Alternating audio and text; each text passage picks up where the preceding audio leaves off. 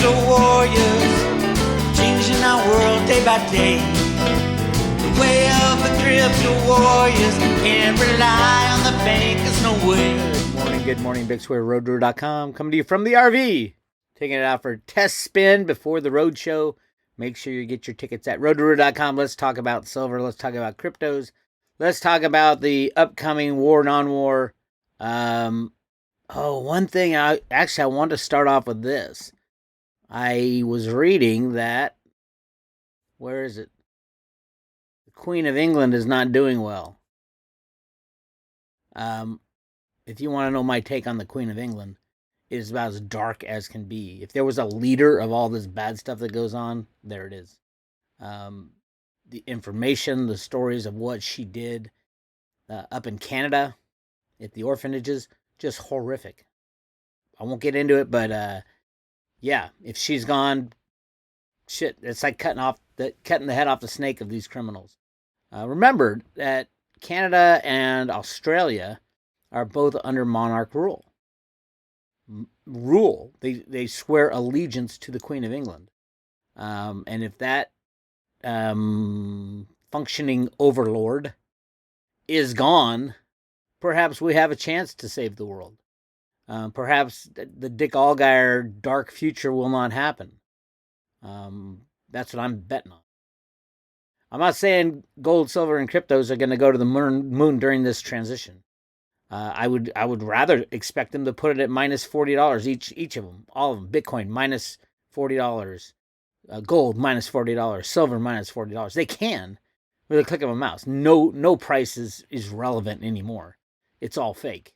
The whole world is running off fake numbers, fake exchanges. Derivatives are what drives it. So if they can put it to minus 40 and say, hey, look at that.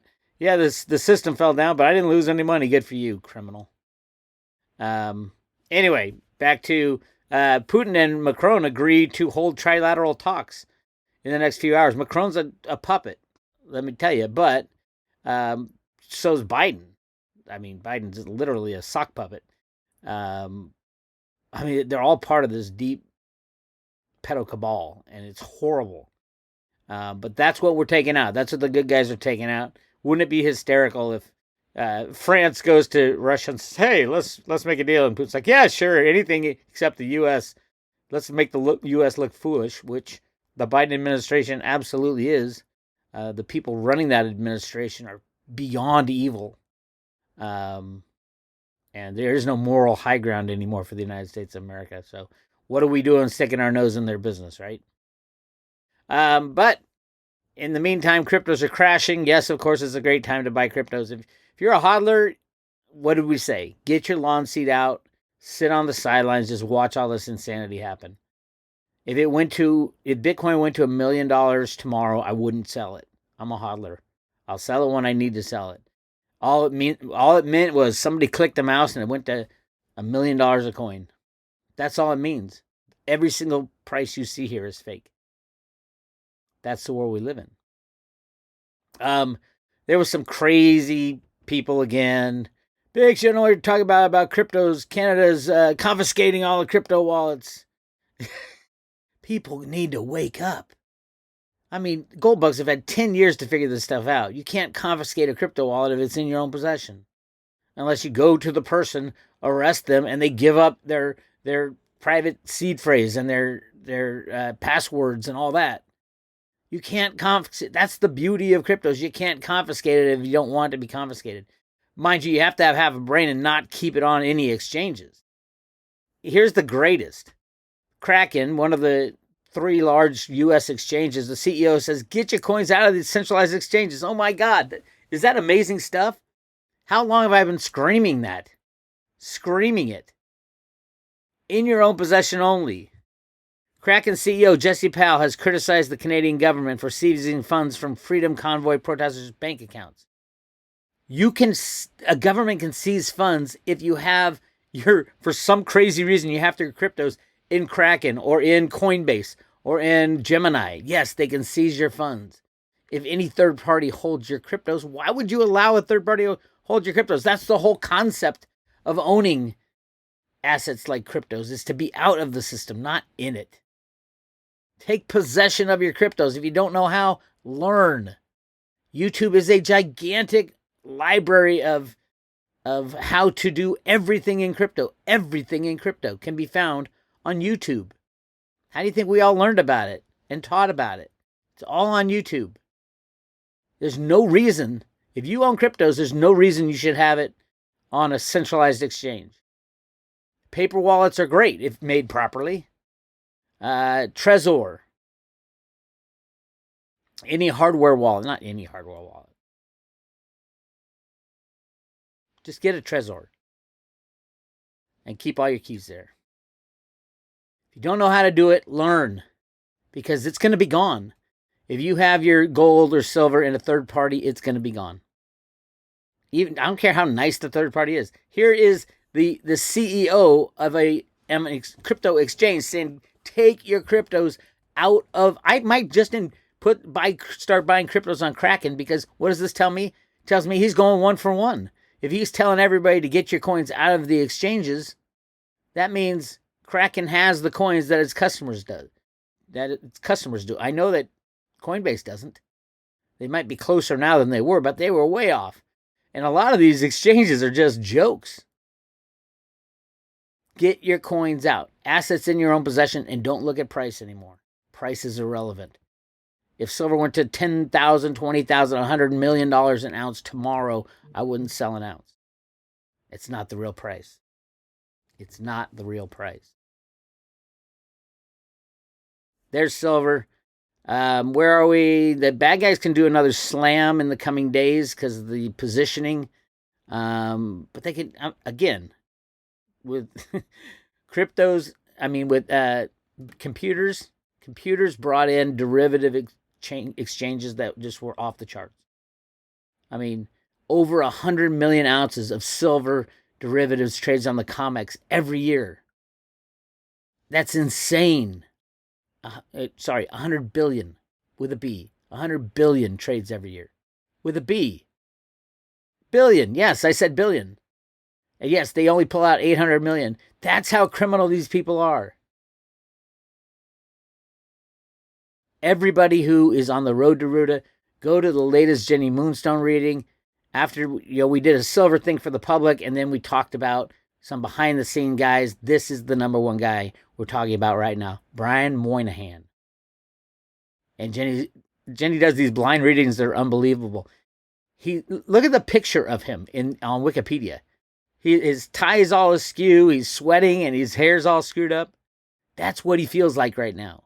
Why? Because he tried to bail out his bank by borrowing 800 million ounces of physical silver and selling that to people.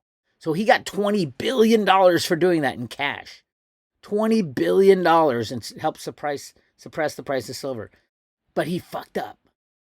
And Jenny saw it in his head. He didn't close out his position fast enough, and now he's stuck. Yes, during the COVID crisis, Bank of America could turn $20 billion into $200 billion. How do you think these banks survived? Criminality. But Moynihan screwed up. He didn't close out that short position. He thought, oh boy, I'm like, this is like free money. And he never closed out. Ted Butler was talking about how much money, physical cash, he got for doing that. And it's all fun and games and great. He probably shorted above $25, and now silver's at what, $23, $24. Oh, $800 million, I'm so smart. But now he can't close it out. He's got to pay back that silver. Or do something. Get a bailout from Janet Yellen. Brian Moynihan. That's the CEO of Bank of America. He screwed up. Jenny saw it in his head. Amazing reading. Go check that out. And we also do a reading on Donde Stump. Donde Stump, the last CFTC commissioner besides the chairman, who is leaving at the end of next month. And she's not leaving because she wants to do something else. She's leaving because she's being threatened. And she's freaked out about it. Another read from Jenny. Jenny doesn't know these people. She just sees the face, gives the reading, and I interpret it And I'm like, oh my God. I know exactly why Brian Moynihan is feeling that way. Now I know why Donde Stump gave her notification over a year before her term was due. And yet the CFTC is saying, probably by some kind of a agreement, that she served her 5-year term. She didn't by any means serve her 5-year term. Her 5-year term expires in August of 2023. And yet they're saying she served her 5-year term. She did not. Donde Stump signed a deal with the CFTC that says, tell everybody I served a full term, even though anybody can do the damn math. And she is frightened to death. She like Jenny says, she's honest. But you can't put an honest person at the CFTC. They'll either chew you up or they'll threaten you or take care of you, so to speak. There's been a few. Sheila Bair was a really good one back in the 1990s. She won the Kennedy Honor Medal of Courage or whatever that medal is. Because she fought against Alan Greenspan and Robert Rubin to not regulate derivatives. Go to Frontline. Or Dateline. Frontline, I think it's Frontline. Amazing documentary on that. Sheila Bair. Donde Stump, had she stayed and fought and spoke out about the criminality at the on the COMEX in the CFTC, she would have won the Profiles in Courage award. But she didn't. She bailed. She couldn't handle the heat. That's what's going on right now in silver. Get your physical silver. Get it in your own possession. Brian Moynihan's fighting for that silver that could be in your possession. And he's screwed. He took the $20 billion. He leveraged it to $200 billion. And who knows where that money is now, because not $200 billion won't buy you 20 or 800 million ounces of silver anymore. The moment they go to try to buy back some of that silver is when you see a price spike over 30. And then if you get maybe 100 million ounces of it, you're going to see it go to 50 and beyond. That silver short position will never be closed. Probably why the Biden administration wants to start a war, or at least declare a war, because that's a force majeure. You declare war, legal definition, it's a force majeure.